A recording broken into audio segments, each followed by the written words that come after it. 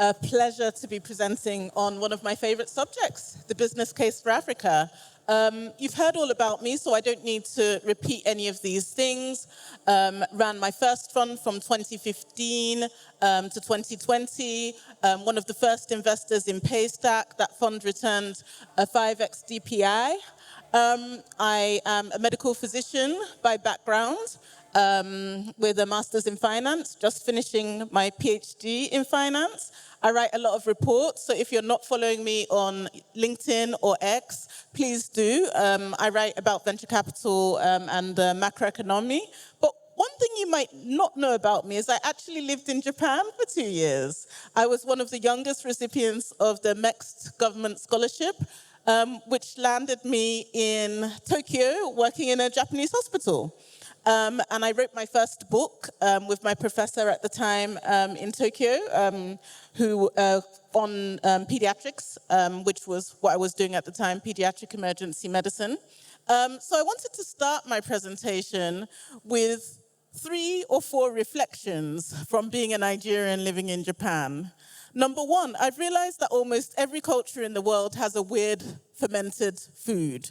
In Nigeria, I think it's iru, that stuff that they put in soups. In Japan, it's called natto. And that was one of the first things that they took me out for, and it was relatively an unpleasant memory, because most people here don't like iru either. The second thing is that there's no letter L in Japan. So after 6 months of being referred to as Ora instead of Ola, I kind of gave up anybody pronouncing my name. So for the next 18 months, I was known as Ora, not Ola.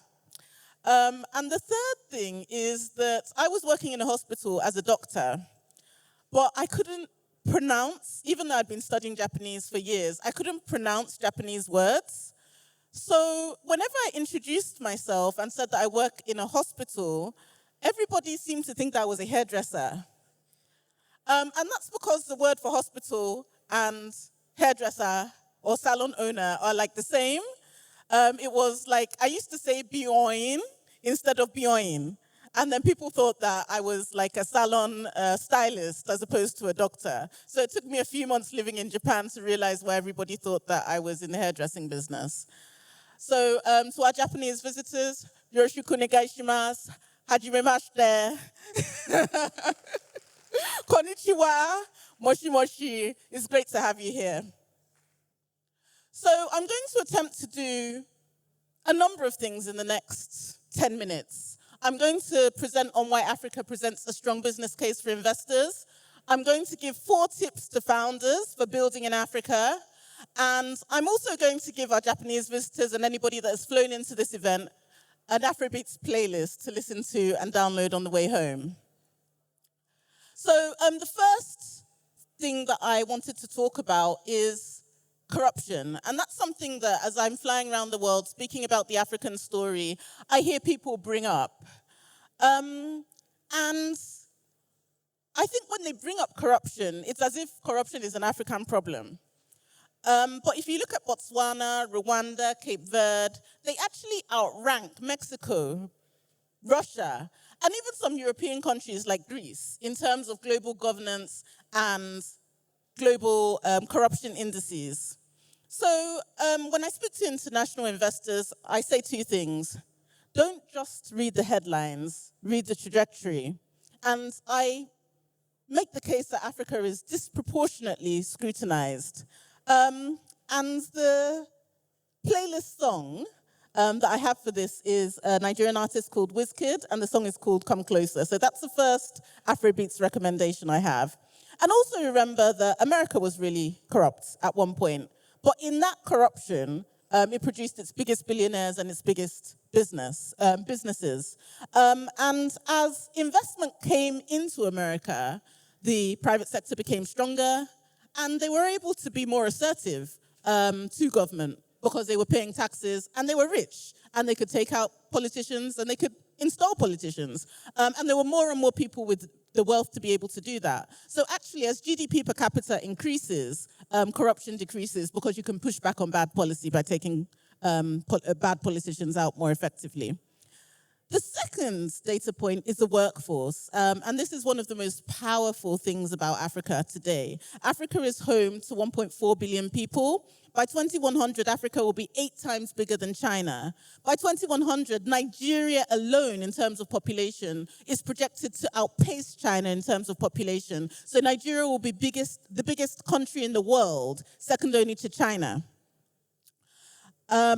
By 2100, 5 of the largest countries in the world by population will be African, and the urban population will double by 2040.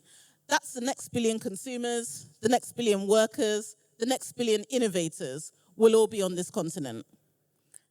And why is this important? It's important because throughout history, economic growth has followed population growth.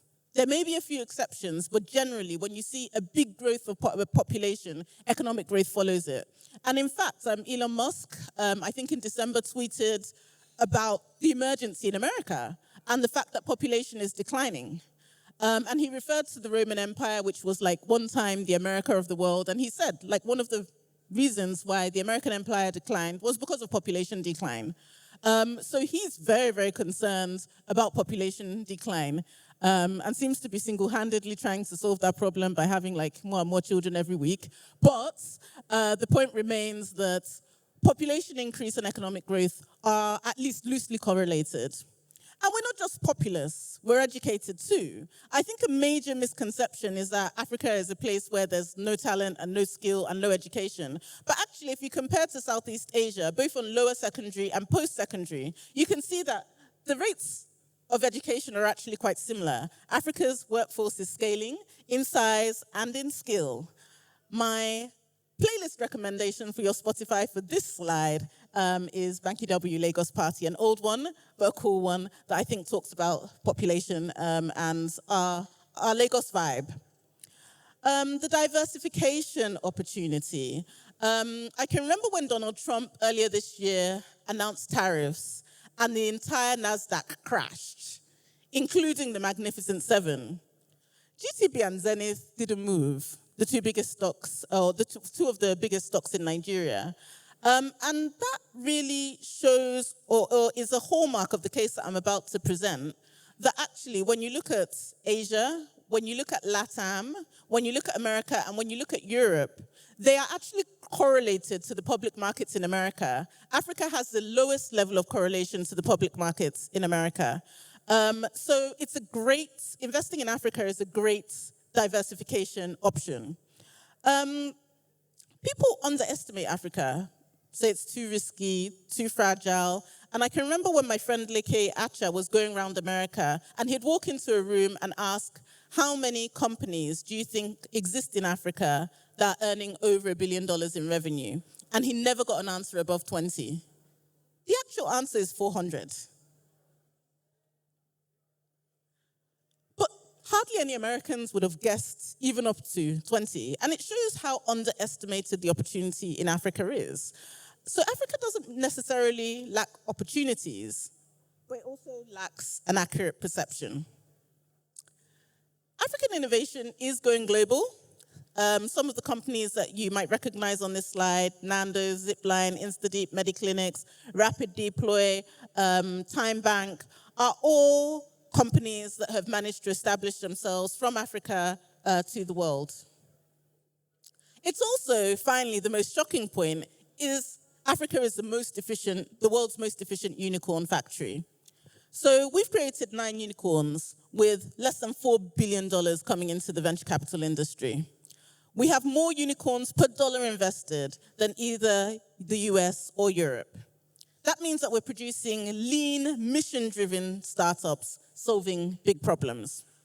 So what do the founders in the room need to know? Number one, I would say, from my experience, combining tech with real-world touch points. And MoneyPoint is a great example of the way that they built their tech but have agents all over the country selling their products. And they really went hard on having this bricks and clicks model where you can actually see physical MoneyPoint people out in every market in the country. That was, I think, a key lever to them becoming the unicorn that they are today.